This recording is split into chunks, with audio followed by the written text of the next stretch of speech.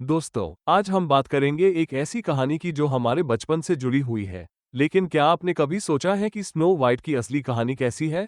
आज मैं आपको एक मैजिकल जर्नी पर ले चलूंगा, जहां प्यार, बुराई और साहस की कहानी है। तो चलिए शुरू करते हैं। एक खुशहाल राज्य में राजा और रानी बहुत दयालु थे। उनके पास सब कुछ था, लेकिन एक बच्चा नहीं था, जिसके लिए वे हमेशा प्रार्थना करते थे। फिर एक खूबसूरत विंटर नाइट पर उनकी विश पूरी हुई। एक सुंदर राजकुमारी का जन्म हुआ, जिसका नाम उन्होंने स्नो वाइट रखा।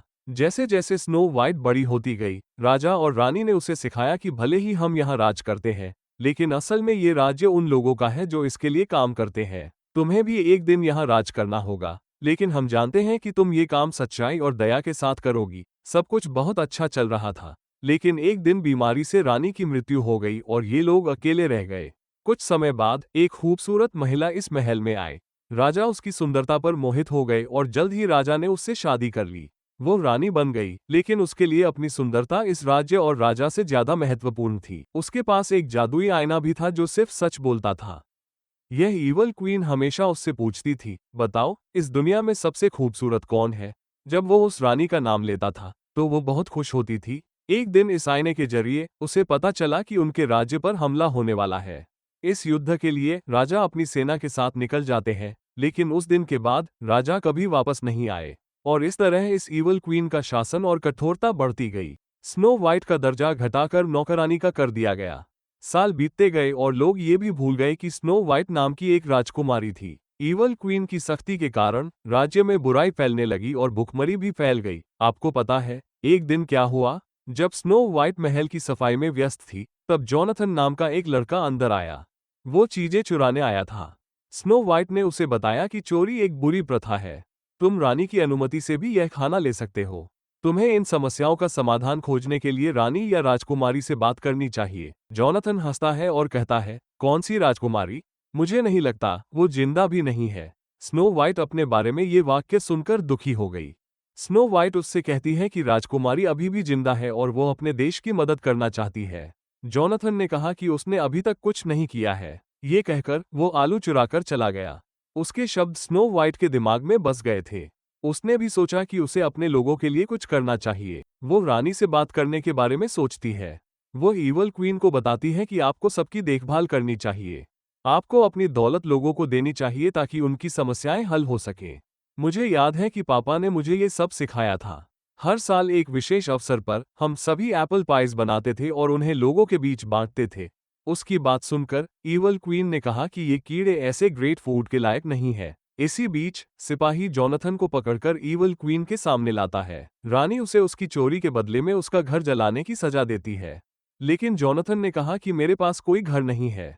वो वास्तव में चोरों का नेता था, और इससे पहले वो और उसके साथी राजा के लिए काम करते थे। ये सुनने के बाद रानी ने कहा, तब उसे तहखाने में फेंक दो। इतनी हिंसा से कि पूरा महल उसकी चीख से गूंज उठे। स्नो वाइट ने कहा, आप ऐसा नहीं कर सकते। पापा ने कभी भी इतनी ज्यादा सजा नहीं दी थी कि दूसरा व्यक्ति विद्रोह कर दे। स्नो वाइट के शब्दों से ईवल क्वीन को और भी गुस्सा आ गया, और वो जोनाथन को ठंड में बिना कपड़ों के महल के बाहर खड़ा कर देती है। अब ईवल क्वीन स्नो वाइट से कड़वाहट से बात करती है, और स्नो वाइट दुखी होने के बाद गाना गाने लगती है।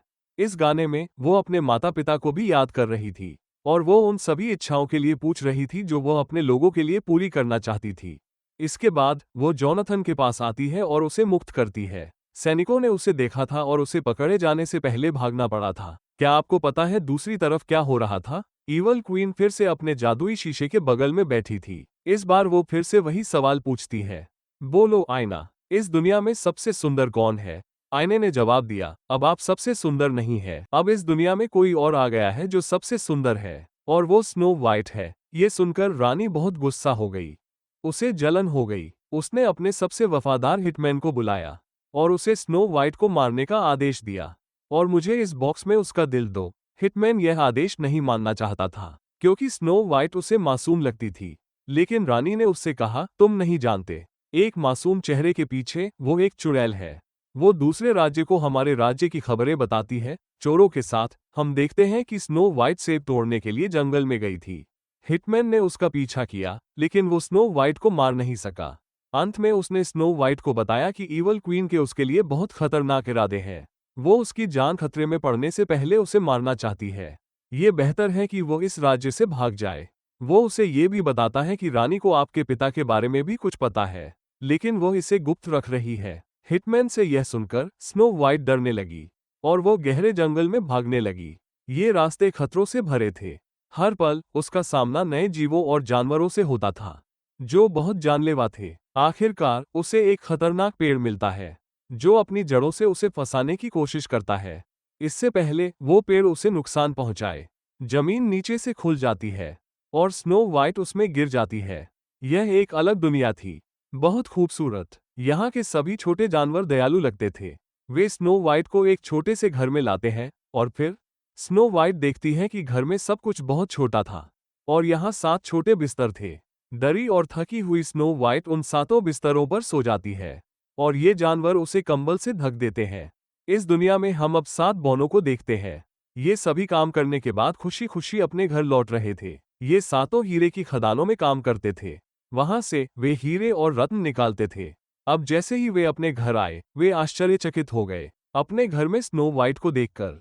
स्नो वाइट को देखकर वे सभी डर जाते हैं और इधर उधर भागने लगते हैं और सिर्फ एक छोटा बौना यहाँ खड़ा रहता है, इससे पहले कि वह भी यहाँ से भाग जाए। स्नो वाइट धीरे धीरे उसके पास चलती है और अपना परिचय देती है, इससे पहले कि वो उसे अपने बारे में और बताए। बाकी सभी बौने अपने हथियारों के साथ यहाँ आते हैं उसे मारने के लिए। उसे लगता है कि ये बौने उसे घर पर नहीं रखना चाहते, इसलिए वो जाने लगती है। जबकि बौने पहली बार एक इंसान को देखकर बहुत हैरान थे। जाने से पहले वो सोचती है, अगर वो यहाँ से चली जाती है तो कहाँ जाएगी। इसलिए वो बौनों को सब कुछ बताने का फैसला करती है और कहती है, मेरा नाम स्नो वाइट है। ईवल क्वीन मुझे मारना चाहती थी, इसलिए मैं जंगल में भाग गई और फिर मैं यहाँ आ गई। उसकी कहानी सुनकर इन सभी बौनों को बहुत बुरा लगता है और अब वे स्नो वाइट से अपना परिचय देते हैं। एक एक करके वे अपना नाम स्नो वाइट को बताते हैं और वे ये भी बताते हैं कि वे हीरे की खदानों में काम करते हैं। उन्हें देखकर स्नो वाइट उनसे कहती है, मैंने आज समझा क्यों मेरे पिता कहते थे कि जंगल एक जादुई जगह है, शायद इस क्षेत्र के कारण। दूसरी ओर अब हमें ईवल क्वीन दिखाई जाती है। उसके आईने के जरिए ये पता चला कि स्नो वाइट अभी भी जिंदा है। जैसे ही वो हिटमैन के गहनों का बॉक्स खोलती है, उसमें एक सेब था। वो हिटमैन के विश्वासघात पर बहुत गुस्सा हो गई। वो एक अजीब तरीके से चिल्लाती है, जिसने मेरे साथ विश्वासघात किया है उसे माफ नहीं किया जाएगा। अपने सैनिकों के साथ उसने हिटमैन को यहाँ बुलाया था। वो बेरहमी से हिटमैन को मारती है। हिटमैन जानता था और उसने अपनी मौत को स्वीकार कर लिया, लेकिन मरने से पहले वो ईवल क्वीन को बताता है, अगर उसके दिल में थोड़ी सी भी दया है तो उसे स्नो वाइट को बख्श देना चाहिए। रानी उसकी बात नहीं सुनती। वो हिटमैन को तहखाने में फेंकने का भी आदेश देती है और अपने सैनिकों को आदेश देती है कि वे स्नो वाइट की खोज करके उसे जंगल से ले आएं। जबकि स्नो वाइट को यहाँ दिखाया गया है, वो बौने के साथ थी। आज उसकी सुबह दूसरी सुबहों से बहुत अलग थी। ये बौने हर दिन की तरह लड़ रहे थे और एक छोटे बौने का मजाक उड़ा रहे थे। उदास होकर वो बाहर चला गया और स्नो वाइट ने इसे महसूस किया। अच्छी स्नो वाइट ने उसे समझाया, देखो, उदास होना समस्याओं का समाधान नहीं है, हमें हर चीज का साहस के साथ सामना करना चाहिए। वो उसे सीटी बजाना भी सिखाती है और कुछ ही देर में उसका मूड अच्छा हो जाता है। जब ये लोग घर वापस जाते हैं, सब कुछ बिखरा हुआ था। ये सभी बौने, कौन काम करेगा, कौन काम करेगा, इसलिए वे लड़ रहे थे। तो स्नो वाइट ने कहा, ये सभी काम जिन्हें वे बोझ समझते हैं, अगर वे सभी उन्हें मिलकर करें तो ये काम भी मजेदार होंगे। स्नो वाइट यहाँ भी नोटिस करती है कि इन सभी लोगों का गुस्सा, दरअसल वे एक दूसरे से नफरत नहीं करते, वे बस एक दूसरे को समझा नहीं सकते। स्नो वाइट उन्हें समझाती है कैसे एक दूसरे से बात करें और सभी समस्याओं का समाधान खोजें। और इस तरह इन बौनों के जीवन में एक बड़ा बदलाव आता है। वे गाते हैं और एक साथ काम करते हैं और वे खुश रहते हैं। स्नो वाइट भी उन्हें यहाँ अपनी बचपन की कहानियां बताती है, जब उसका राज्य प्यार से भरा था। उसके माता पिता दोनों जिंदा थे। वो बात करते हुए याद करती है कि हिटमैन ने उसे बताया था कि ईवल क्वीन ने उसके पिता के बारे में कोई रहस्य छिपाया है। वे सभी विश्वास करते थे कि राजा युद्ध में मर गए, शायद वो जिंदा है। स्नो वाइट बौनों से कहती है कि हम जंगल में चोरों की मदद से उसकी खोज कर सकते हैं। उन्होंने बताया था कि वे पहले राजा की सेवा करते थे, अब ये बोनो का कर्तव्य समय था, इसलिए वे भी चले जाते हैं और स्नो वाइट भी चोरों की खोज में निकल जाती है। वो जंगल में इधर उधर भटक रही थी। अचानक किसी ने उसे पेड़ के पीछे खींच लिया। वो जोनाथन था जिसने उन सैनिकों से उसकी जान बचाई जिन्हें ईवल क्वीन ने उसे पकड़ने के लिए भेजा था। स्नो वाइट यहाँ जोनाथन को बताती है कि मुझे लगता है राजा अभी भी जिंदा है। जोनाथन उससे कहता है ये सच हो सकता है, क्योंकि मैंने भी सुना था जिस राज्य के साथ राजा युद्ध करने गए थे वहां राजा को बंदी बना लिया गया है, लेकिन मुझे नहीं पता वो कहाँ है। वे इस समय बात कर रहे थे। जोनाथन के अन्य साथी भी यहाँ आते हैं जो स्नो वाइट से सम्मान के साथ मिलते हैं। इससे पहले वे राजा की खोज के लिए योजना बना पाते, यहाँ कई सैनिक दिखाई देते हैं। उन्होंने स्नो वाइट को देख लिया था। जोनाथन और उसके सभी साथी बिना किसी हिचकिचाहट के स्नो वाइट को बचाने का फैसला करते हैं। वे सभी शाही सैनिकों के साथ लड़ने के लिए आगे आते हैं और वे स्नो वाइट से वहां से भागने को कहते हैं। लेकिन शाही सैनिक बड़ी संख्या में थे जबकि चोर कम संख्या में थे, इसलिए स्नो वाइट उनके लिए परेशान होने लगी। इसलिए स्नो वाइट ने एक योजना बनाई और वहां जाकर शाही सैनिकों के सभी घोड़ों को खोल दिया।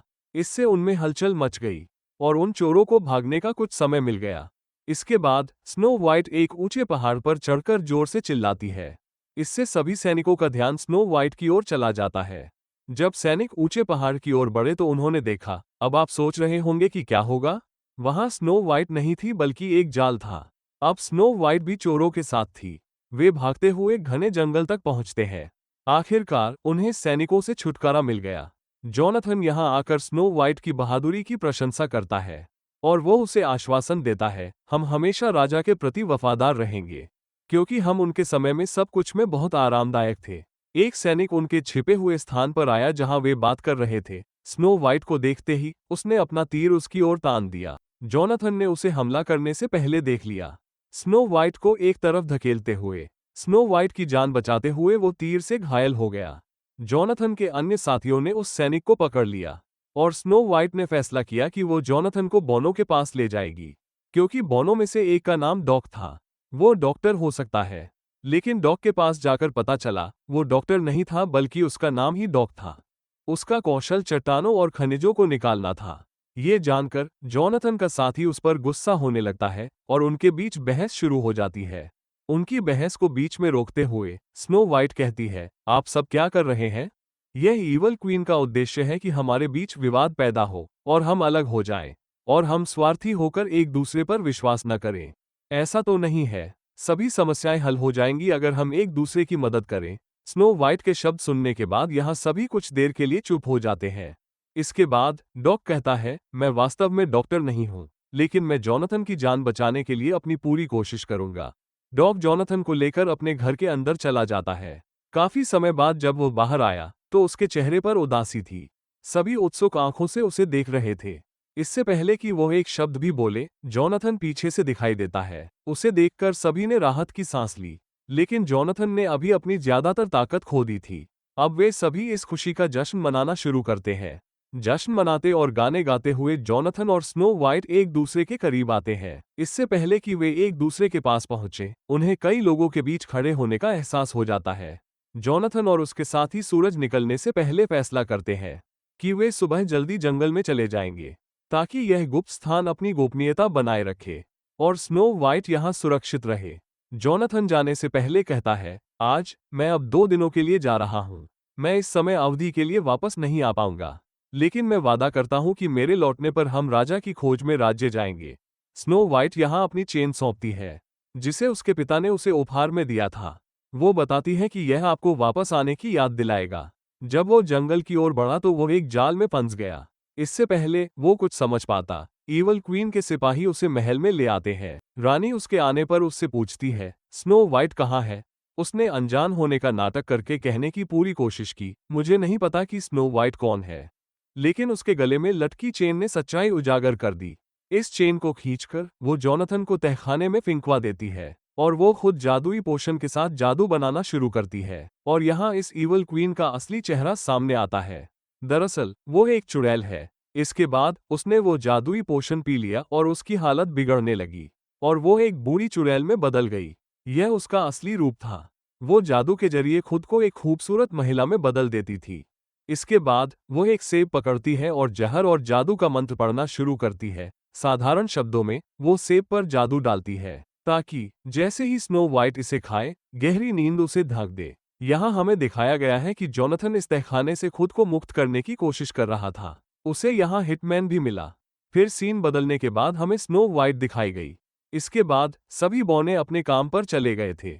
वो अपने पिता की खोज में निकलना चाहती थी, लेकिन इस समय एक बूढ़ी औरत यहाँ दिखाई दी। स्नो वाइट उसे पहचान नहीं पाए। ये बूढ़ी महिला, जो वास्तव में एक चुड़ैल है, वो अपना लॉकेट देते हुए स्नो वाइट को बताती है कि जोनाथन बड़ी मुसीबत में है। अपना लॉकेट देखकर स्नो वाइट ने महसूस किया कि उसे जोनाथन की जान बचानी चाहिए। वो यहाँ से जाने वाली थी, लेकिन बूढ़ी औरत उसे रोकती है। वो उसे एक सेब देती है और उसे खाने को कहती है, इससे आपकी ऊर्जा बनी रहेगी। जैसा कि आपके पिता ने कहा था, प्यार हर चीज को जीत लेता है। अपने पिता के छूने वाले शब्द सुनकर वो चुड़ैल के जाल का शिकार हो गई और उसने वो सेब खा लिया। हमने यहाँ देखा कि बोनो के सभी जानवर और पक्षी स्नो वाइट की मुसीबत के बारे में बोनो को सूचित करने के लिए जल्दी से भाग गए। सेब खाते ही स्नो वाइट की आंखों के सामने अंधेरा छाने लगा। उसे चक्कर आने लगा। उसने पूछा, इसमें क्या था?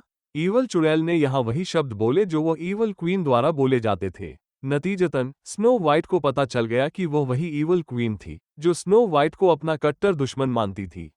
अब स्नो वाइट गहरी नींद में चली गई। इस राज्य पर काले तूफानी बादल छा गए और वह ईवल चुड़ैल यहाँ से धुएं में बदलकर गायब हो गई।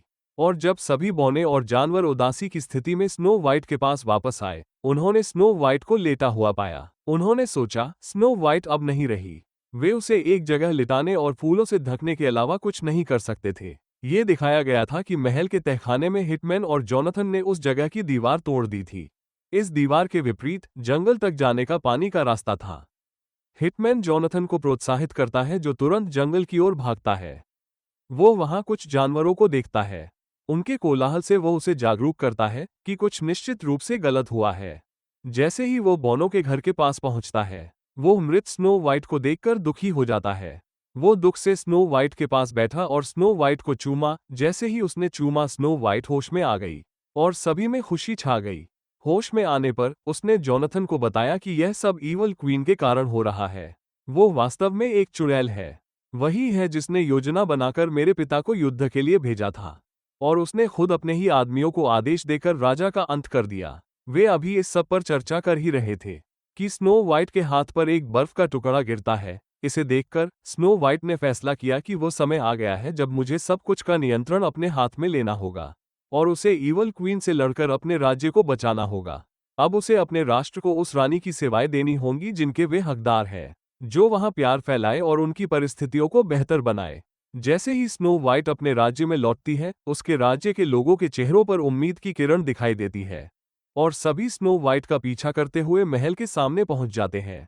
लोगों और स्नो वाइट के विद्रोही रवैये को देखकर ईवल क्वीन खुद नीचे उनके पास आती है। वो एक हाथ में एक गुलाब और दूसरे में तलवार पकड़ती है और वह लोगों को संबोधित करती है, देखो, सिंहासन के लिए केवल सुंदरता और शक्ति बनाई गई है। फिर वो उस पर फूंक मारकर गुलाब को जला देती है और कहती है, देखो, सिंहासन पर राज करने के लिए केवल शक्ति बची है। वो स्नो वाइट को लड़ने के लिए उकसाती है, लेकिन स्नो वाइट लड़ने के बजाय सैनिकों को उनकी अच्छी यादें याद दिलाना शुरू करती है। जब वे राजा के समय में अच्छे दिल वाले होते थे, वे एक दूसरे की देखभाल करते थे और उनका जीवन आरामदायक था। स्नो वाइट उनसे कहती है, ये सिर्फ थोड़ा सा समय है जब राज्य में शांति थी। हर कोई खुश था, न्याय सभी के लिए था। मैं इस राज्य के लिए इसे बहाल करना चाहती हूँ। अपने हथियार निकालकर ईवल क्वीन के सैनिक ये दिखाते हैं कि वे स्नो वाइट के साथ खड़े होंगे। ये देखकर कि उसकी सारी शक्ति खो रही है, वो स्नो वाइट पर हमला करने लगती है, लेकिन कोई अपना तीर चलाकर उसके हाथ से चाकू फेंक देता है और ये देखा जाता है कि वो एक बौना था जिसने स्नो वाइट की जान बचाई थी। अब सभी बौने यहाँ पहुँचते हैं जिन्होंने स्नो वाइट और लोगों की मदद के लिए कदम उठाए थे। अब ईवल क्वीन गुस्से में महल के अंदर चली जाती है जहाँ उसका जादुई आईना रखा था। जादुई आईना सब कुछ देख रहा था। ईवल क्वीन फिर से आईने से बात करती है और उससे पूछती है, बोलो आईना, इस दुनिया में सबसे खूबसूरत कौन है? आईना बोलता है, इस दुनिया में सबसे खूबसूरत स्नो वाइट है और वह रहेगी। उसकी सुंदरता उसके रूप में नहीं, बल्कि उसके दिल में है। वो अपनी दयालुता और न्याय के कारण लोगों के दिलों पर राज करेगी। वह रानी से कहता है, तुम्हारी सुंदरता कभी भी तुम्हारे दिल को नहीं छूती, तुम्हारी बाहरी सुंदरता कुछ नहीं कर सकती। वो क्रोध में इस पर कुछ फेंककर इस आईने को तोड़ देती है। आईना अनगिनत टुकड़ों में टूट जाता है और ईवल क्वीन का शरीर भी बिखर जाता है। काले धुएं में बदलकर उसका शरीर उस जादुई आईने में चला जाता है और ईवल क्वीन को जीवन भर के लिए इस जादुई आईने में कैद कर लिया जाता है। और हम इसके माध्यम से जानते हैं, इस ईवल क्वीन की सभी शक्तियां इस जादुई आईने पर निर्भर थीं। ईवल क्वीन के अंत के बाद स्नो वाइट अपना सिंहासन संभालती है। स्नो वाइट के शासन से इस राज्य में खुशी फैल जाती है और यह मनमोहक कहानी यहीं समाप्त होती है। दोस्तों, आज हमने देखा कि स्नो वाइट की कहानी सिर्फ एक फेयरी तले नहीं है, बल्कि इसमें बहुत से लाइफ लेसन्स भी छिपे हैं। क्या आपने नोटिस किया कि स्नो वाइट ने हमेशा काइंडनेस और यूनिटी की बात की? उसने दिखाया कि ट्रू ब्यूटी दिल में होती है, अपीयरेंस में नहीं। और सबसे इम्पोर्टेंट बात, कभी भी हार नहीं माननी चाहिए, चाहे परिस्थितियां कितनी भी मुश्किल क्यों ना हो। ये कहानी हमें याद दिलाती है कि प्यार और सच्चाई हमेशा जीतते हैं, भले ही रास्ता कितना भी कठिन क्यों ना हो। आपको कहानी कैसी लगी? क्या आपने इसमें कुछ नया सीखा? अपने विचार जरूर शेयर करें।